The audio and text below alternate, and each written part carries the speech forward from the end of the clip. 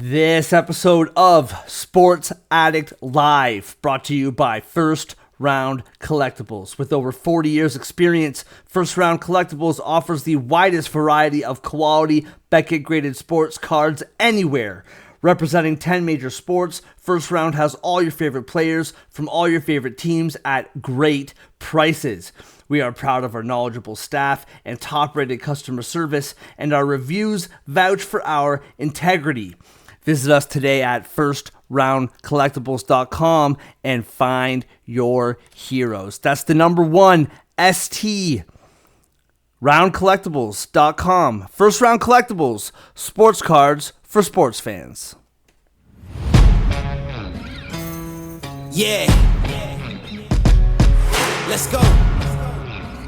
We just gotta go hard. I go the hardest. I bring the pain. Not what you used to. It's all part of the game. Yeah, I just gotta go hard. I just gotta go hard. Go hard. Hey, welcome. Sports Addict Live. Thank you for joining me. Episode number 3. We're back on a Wednesday, the eve of Thursday night football. Full disclosure, I recorded this podcast twice and my computer kept crashing. The technical side, not my strong suit. If you love production and you don't like money, then send me an email. sportsaddictlive at gmail.com, and I'd be happy to have you aboard the Sports Addict Live train. Either way, thank you so much for joining me wherever you are, whenever you are listening to this. I really appreciate you joining me.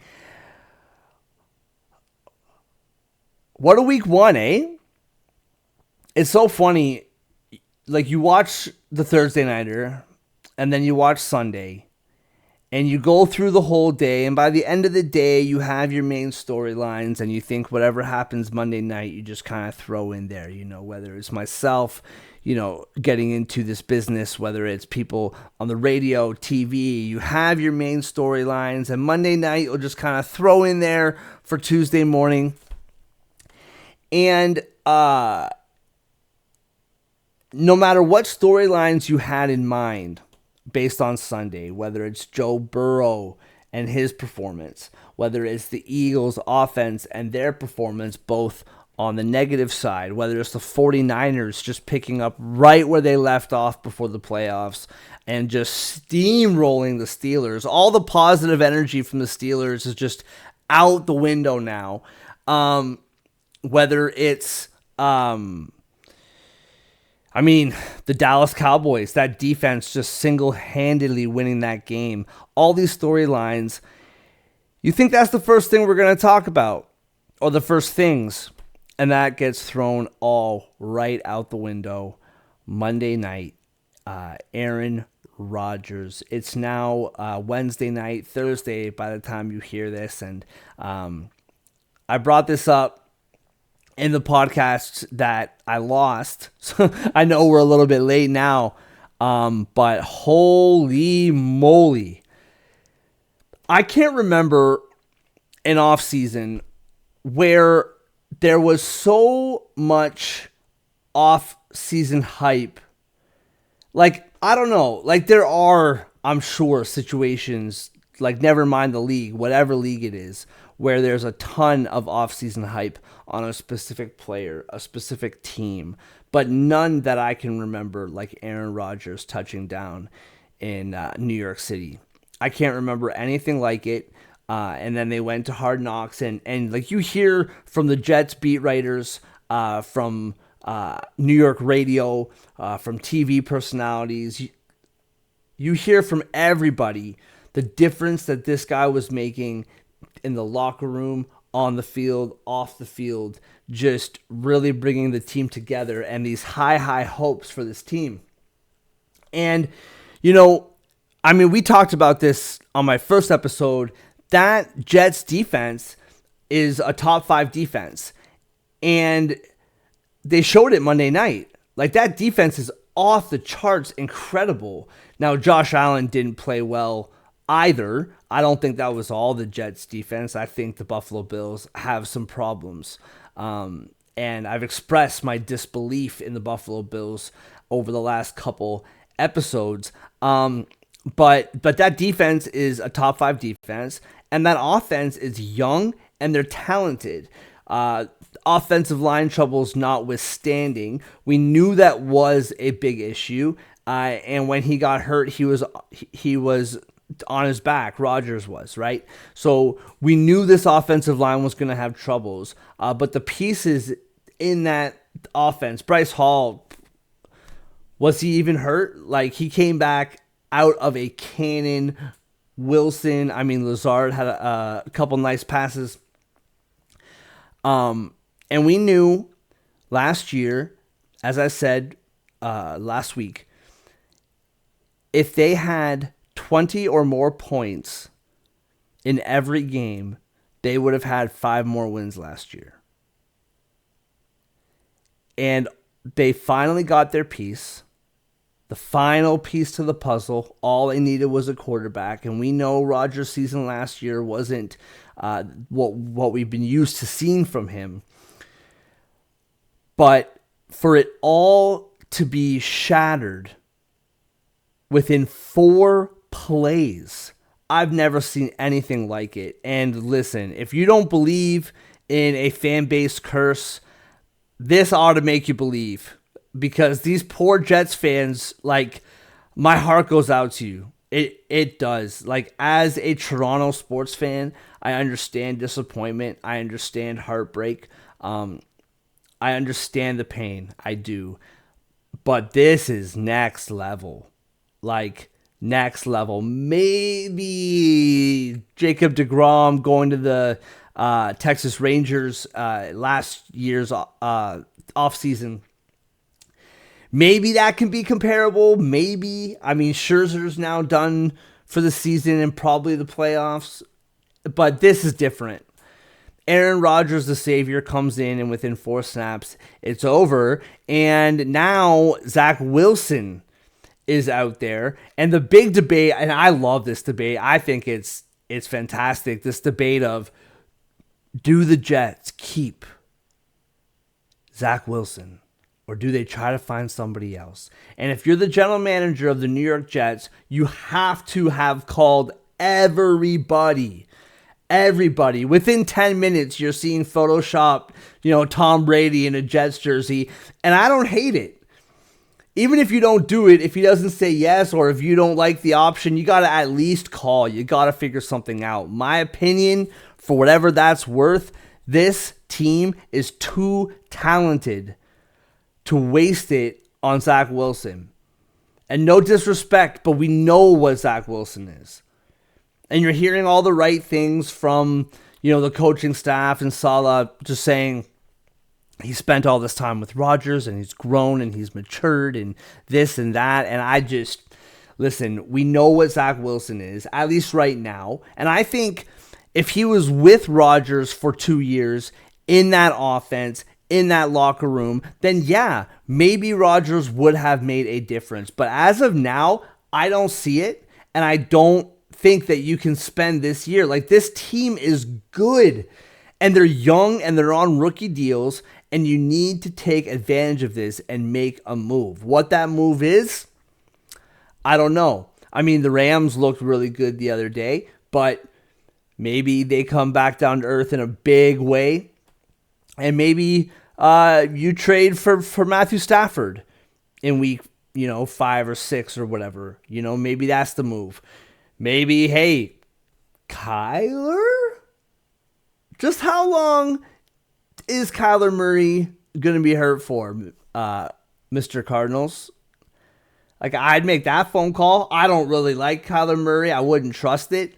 But, hey, you got to figure out something. I don't know. I'm hearing Carson Wentz.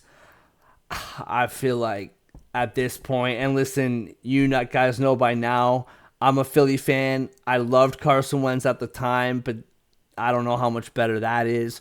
Are we talking like Nick Foles? Like that name has been thrown out there. Joe Flacco. I don't know.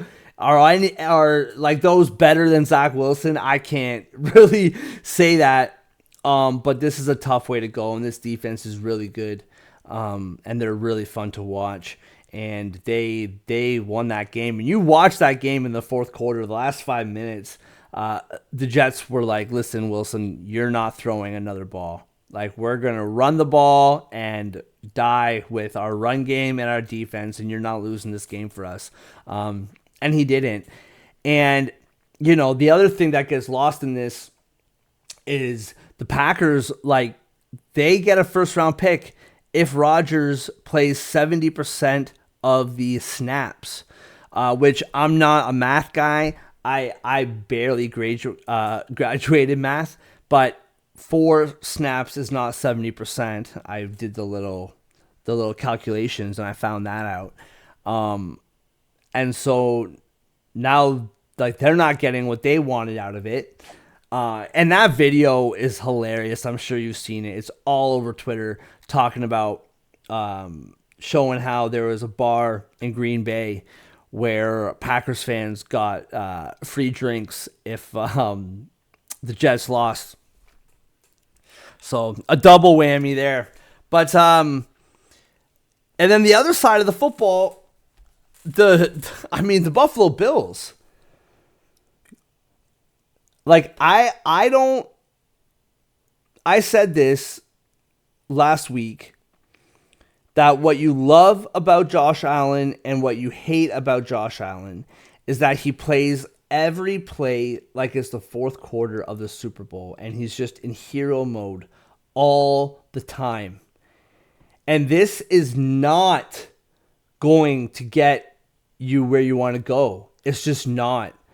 There has to be maturity here. There has to be growth here. Josh Allen, when on his game, is a top 3 quarterback in this league. There's no doubt about it.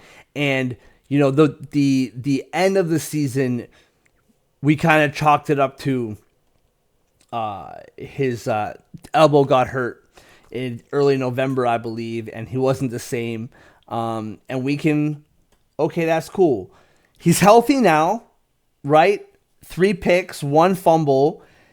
That run that he had to get a first down where he didn't fumble the ball, but he dove like 6 feet in the air and got sandwiched between 2 Jets. And it's like Josh, it's the first game of the year. Like, you don't need to be doing that to your body. You don't need to be like...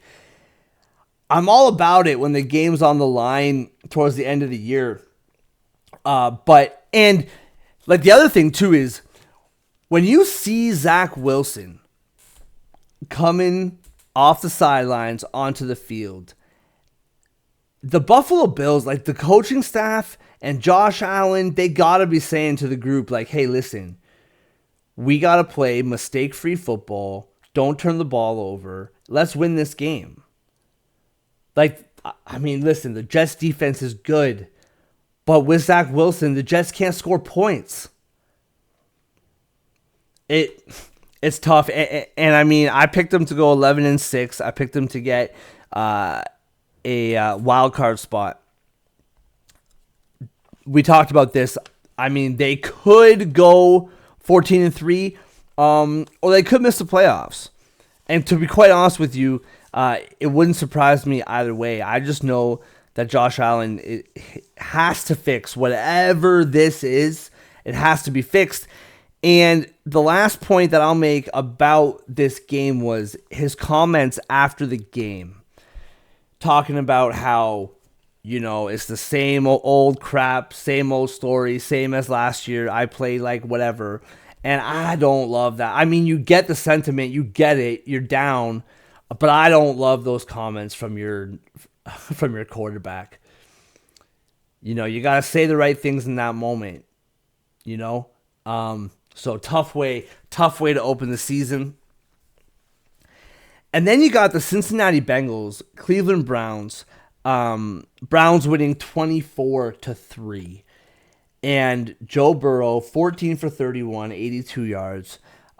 This was one of my locks in the 1 o'clock hour.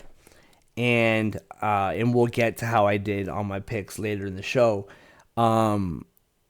But, I mean, this offense, they were awful. They were brutal. And the Browns offense wasn't necessarily good. I mean, Nick Chubb, got me a bunch of fantasy points, and I appreciate that. But their defense looked great, the Browns defense. We knew that. We knew they had a good defense. Jim Schwartz coming in, and he came in hot, and they looked good. But, I mean, to me, Joe Burrow didn't look healthy. He didn't look himself. He did come out and say that he is sore. He's on the injured list, if I remember correctly. He did practice. He will play, but they're considering him day to day, if I remember correctly there. Now, I talked about this before, and I'm not worried about the Bengals. There are people who are already kind of preparing the funeral and the overreactions. We love it, right? We love the overreactions, Monday morning overreactions, Tuesday morning or Wednesday night in this case. But, I said this, there's two teams that no matter how they start, I believe they will be in the final 8 and probably final 4. And that's the Chiefs and that's the Bengals. The Bengals start slow. They started 0-2 last year. They went to the conference championship. They started 3-2 2 years ago, and they went to the Super Bowl. I'm not worried about the Bengals. I don't think we need to be worried about the Bengals until week 4, week 5. Like if they're 1-3 and then they lose and go 1-4, then we can start talking panic. But for now, I'm giving them a few weeks. I'm really not worried about it. This talent that's on that field, starting with Joe Burrow, I'm not concerned in the least, but definitely a surprising way to start the year. The other storyline that really stood out for me, and it's not really a big one in the grand scheme of things. There's tons of exciting moments in this week. I mean, like Matt Stafford looked probably the best quarterback out there this weekend, which is wild. I mean, Tua's stats were clearly the best stats of the weekend, but Matt Stafford looked good, thrown to receivers that no one's ever heard of, or we've heard of for like 5 minutes. And that defense was flying, and that Seahawks team, highly disappointing, right? This was one of the bright spots of the whole summer, and Seahawks over 8.5 was a lock, and people like myself picking them to win the division, and they came out the gates and fell flat on their face. I believe in the fourth quarter, 5 minutes left, they had 2 yards at that point for that whole half. Just falling flat on their face. But Matt Stafford looked good. But for me, and this might be kind of surprising, and this is in no specific order, but that Bucs Vikings game wasn't a great game to watch. But I mean, Baker Mayfield, does what he does. 173 yards, 2 touchdowns, 21 for 34. And Kirk Cousins does what he does. 33 for 44, 344 yards, 2 touchdowns, 1 pick. JJ had 150, and they found a way to lose that game. And last year, they were 11-0 in 1-score games, and that has already regressed because they lost this game 20-17. And I picked the Vikings. One of my favorite over-under win totals was the Vikings at 8.5, because I just didn't understand how you go from 13 wins to less than 8. Even if they regress, like 9 wins, makes sense to me. Miss the playoffs, 9-8, but you still clear the number. But that was brutal, and I think that they will pick up the pace in time. I do. That was a very winnable game, though. And when you're in a not so good conference, you need those games. It might just be week one, but when you're fighting for that wild card, which I think that they will be, when you're fighting for that wild card, you need these games. The Bucs still have a lot of good players. They got a very good defense still. On the offense, they have some players, there's no doubt. But they should be able to beat Baker Mayfield. They really should. And the other thing from that game that really stood out to me was 17 rushing attempts for 41 yards. And we've seen this movie a million times. If you're relying on Kirk Cousins to outstat the other guy, he will. But if it's at the expense of your running game, you won't win those games. You just won't. And we know that. Packers just laying a beat down on the Bears. And I didn't understand this line, plus 1.5. I really didn't get it. And the fact that it was plus 1.5 on the road, I understand. But this Bears team, like their win total was 7.5. I didn't understand that. They didn't really do anything too dramatic to change the defense. And the offense, okay, so you put DJ Moore in there. That's a huge upgrade from what you had, but you had nothing.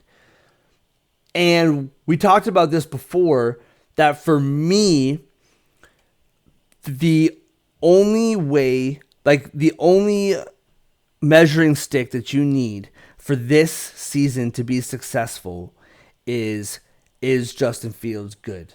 That's all. Playoffs don't matter right now.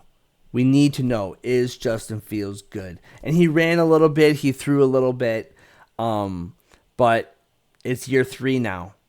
And I feel bad for the kid because they just haven't done enough to have an identity around him. There's just not enough pieces around him.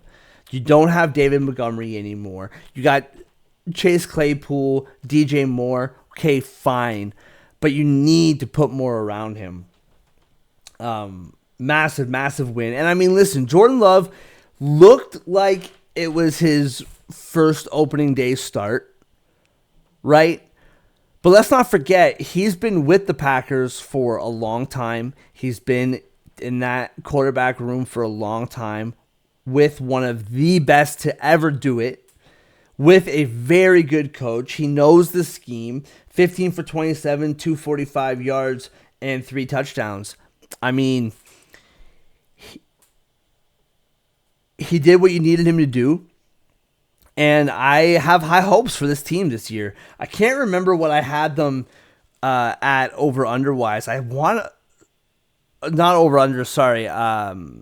For their season total. I think I had them at 12-5, but I know for a fact that I had them to pick to win the division. And I'm really excited to see what this team does. The defense highly underperformed last year, and I think this team can be good. And we'll see what happens with it. And then we have that insane game between the Dolphins and the Chargers. And what was super ironic about this game, Dolphins win 36-34. And what's super ironic about this game is that you have Vic Fangio coming in on the Miami side as this like defensive guru, one of the best defensive coordinators ever. And the Chargers put up 34 on him. And then you have Brandon Staley on the other side, this defensive genius, and the Dolphins put up 36. And I know they got Tyreek Hill, and I know they got Waddle, and I know they got Tua, and I get it. But like 466 yards, 28 for 45, 3 touchdowns. He had 1 pick in there, but Tua was unbelievable. And Tyreek Hill, I mean, Those like catches, especially towards the end of the game, were outrageous. I said this before. The only reason why I cannot pick the Dolphins to win the division is, can Tua play 17 games? And I know that that's the question for every team. Can this person stay healthy? Can this person stay healthy? I get it. But for Tua, it's different. Concussions are different. It takes one play, one moment to get smacked down, and his career could be over. And I still don't trust it. And this Dolphins team, let's not forget last year. He threw for 466, 3 touchdowns, 1 pick. Phenomenal game. His accuracy was on point. His decision-making was beautiful. They played the Pats defense on Sunday Night Football, and they could get absolutely dismantled. They really could. That defense is phenomenal. And not trying to take anything away from the Dolphins, anything away from Tyreek Hill, from Tua. But this Chargers team, man, you score 34 points, you get 228 yards from Herbert, you get 234 rushing yards, and this was the whole topic for this Chargers team the whole summer, was we're going to get the running game going, the running game, and they got it going. 234 rushing yards for this Chargers team is wild. And the offense looked very, very good for almost the whole game until the end when they needed it the most and they couldn't get it done. And I believe that if this was reversed and the Chargers won 36-34, we wouldn't be saying, well, the Dolphins had this great game, but they couldn't get it done when it mattered the most. I don't think that we would be. This Chargers team just throws seeds of doubt at you like it's unbelievable. I'm in a league with a friend of mine, and we're on a team, and we pick the point spread for every single game, and it's like a fantasy, not fantasy league, but it's like picks against the spread. Pick 'em, I guess it's called. So just before recording this, him and I were on the phone, and I was just talking about how I will not put personal dollars on the Chargers winning until at least week 6 or 7. Maybe more. Maybe more. I think they're favored by 3 against the Titans in Tennessee, and I like that line for the Chargers. I absolutely do. I mean, Tannehill looked brutal, and I think that this Chargers team can absolutely put points on this Titans defense, but I'm not betting that. No way. This Chargers team, you just cannot trust them. What else do we got here? The Eagles. My beloved Eagles, tough day offensively if you're watching that game. We talked about it before too. I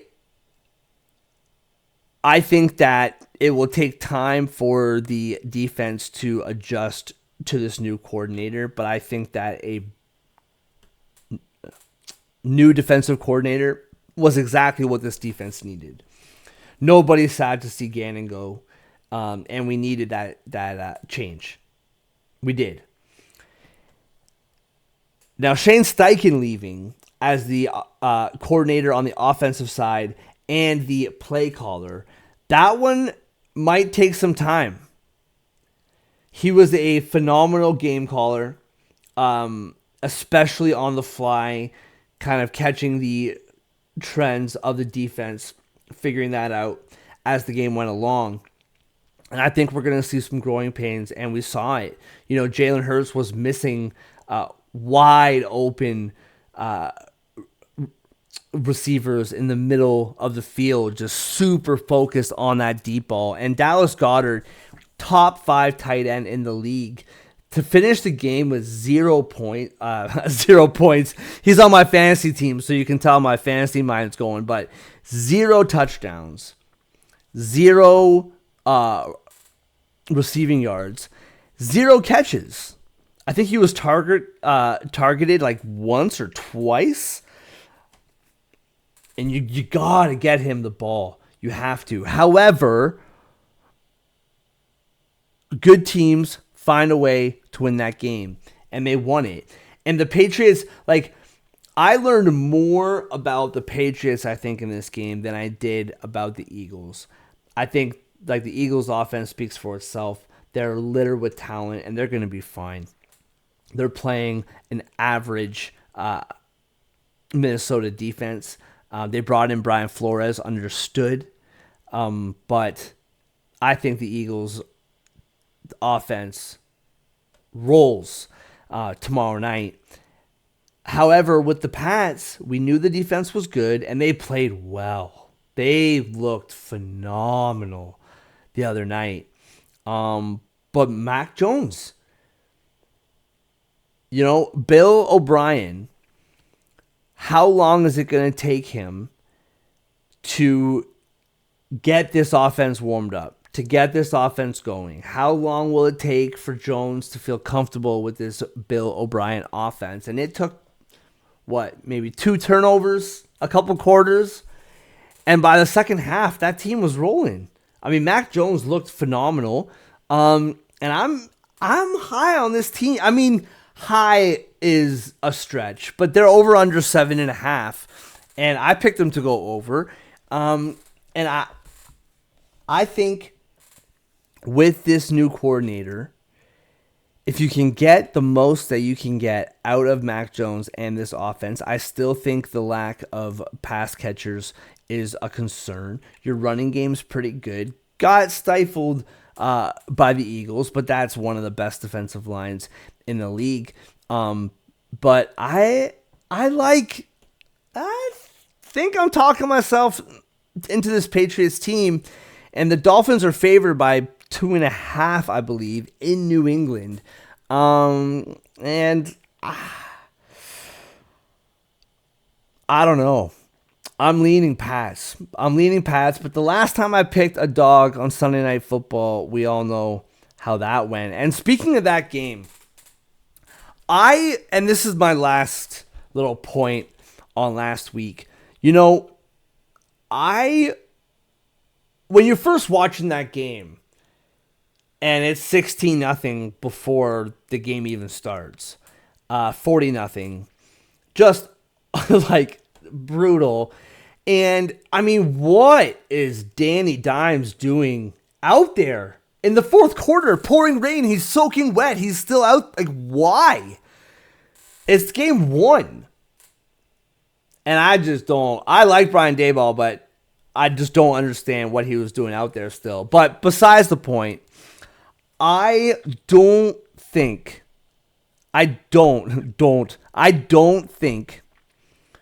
that I learned anything about either of these teams during that game. I don't. I think that the Dallas Cowboys defense is arguably the best defense in the NFL. We already knew that. The Giants, I don't think that, because that was a very hot debate too, right? Like, are they going to keep doing what they did last year? Was that just one-off? Are they going to go back to the way they were before? Daniel Jones, can he keep this going? Can he keep it up? And blah, blah, blah. And I don't really know where I land on that. I think it's probably somewhere in the middle. I don't think they go down to, 3-14. I don't think they go 11-6, probably somewhere in the middle. But that defense just got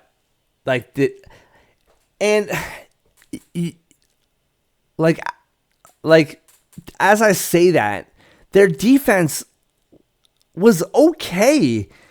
It was that Cowboys defense. That Cowboys defense disrupted that entire game, turning the ball over 3 times, 2 defensive touchdowns, I believe. Like that Dallas defense was that whole game. They blew that game wide open from the start, took it over, and never looked back. And, I mean, Dak didn't look that great, but he didn't need to. By the second half, the game was done. The game was over. It didn't matter. So I don't trust Dak still, and nothing about that game makes me change my mind. I don't trust the health of Tony Pollard. Nothing about that game changes my mind. I don't trust Mike McCarthy play calling, and nothing about that changes my mind. I think Dallas has the best defense in the league, and that's what we saw. So I don't think, I mean, it was a shocker. It damaged a lot of wallets, I'm sure. But it doesn't make me super hyped on the Cowboys or super down on the Giants. I just think that like the move here for Daboll is you literally set that game tape on fire. Like literally, not just like, say it. We'll just set it on fire and move on to no. Like literally set it on fire and move on. That's what I saw week 1. Now, I made some picks. We'll find out how I did. Make some picks for tomorrow night. Now, tomorrow night, 8:15 in Philly, Minnesota Vikings at Philadelphia Eagles. And I have a buddy coming on. We're going to try to do this live thing. I've been having technical difficulties. It's been driving me insane. We're going to be live at 11 p.m. If you're listening to this on Thursday, then tonight, after the game, 11 p.m. If it's a tight game, close game, we'll push it to 11:30, but we'll be live on YouTube. Make sure that you like and subscribe. You can also have a listen at Spotify at Sport Addict Mark, MARC. You can follow me on Twitter for all my spicy takes. Like the take that I'm going to tweet when this episode's done, that the Jays are probably missing the playoffs. I've had enough. That Toronto Blue Jays team. I've had enough. Speaking of which, right now, super football heavy. Can't blame me. We're just getting started. But the baseball playoffs coming up. Wild card is getting spicy. That wild card race. NHL training camps open in 2 weeks. NBA training camps around the corner. So we're going to talk lots and lots more sports. But first, let's get to our picks for tomorrow night.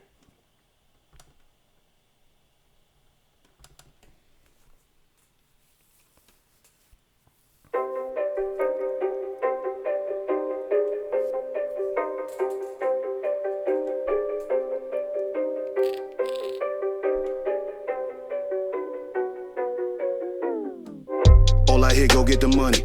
So I go get it. Hate means I do something right. So I'ma let him. Yeah, I'ma let him. Yeah, I'ma let him. I hit the nail on the head. Yeah, I'ma let him. All I hear, go get the money. So I go get it. Hate means I do something right. So I'ma let him. Yeah, I'ma let him. Yeah. Thursday night football picks. I'll give my picks against the spread for Sunday tomorrow evening. Quick recap. I picked Bengals. So just to kind of lay out the lay of the land again, I'm picking one 1 o'clock game, one 4 o'clock game, the Sunday nighter and the Monday nighter, and we'll kind of see what my record's like at the end of the year. I picked Bengals -1.5. That clearly did not hit. I picked the Eagles at -3.5. That did cash. I picked the Giants +3.5, and missed by just a hair.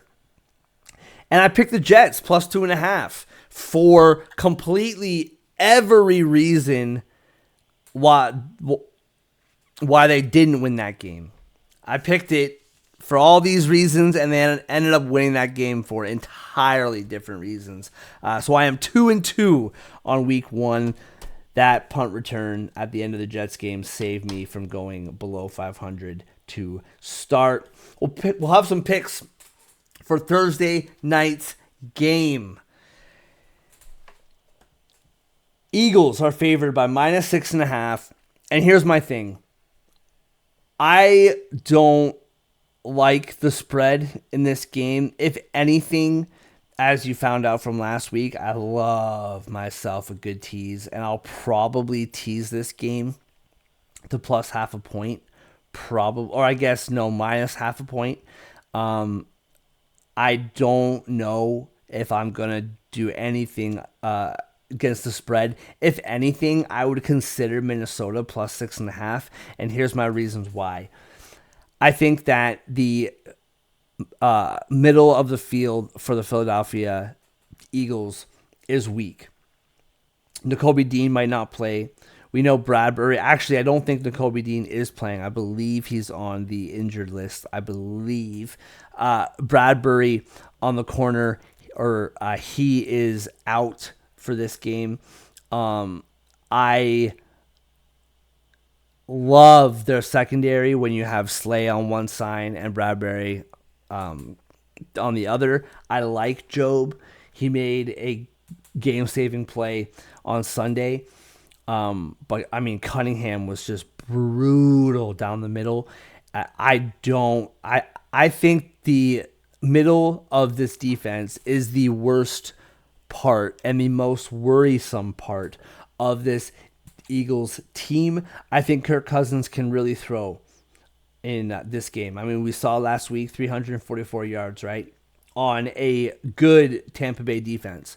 So I think they can put up points. I do think the Eagles win. The money line does not pay very well, but I do think the Birds win. I think that their offense begins to get rolling. My play for this game is the over. It is at over 49.5. I like the alternate of 48.5. A little bit better, but you can get 49.5 at -105. I also think Coach Sirianni looked at his offense in the face, looked at his coaches and said, how in the world did Dallas Goedert not get the ball? Get this guy the ball. His over-under for receiving yards is 46.5. I think that's dialed in by halftime.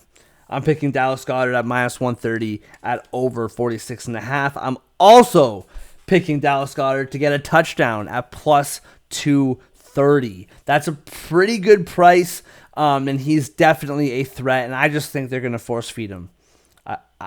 I really do.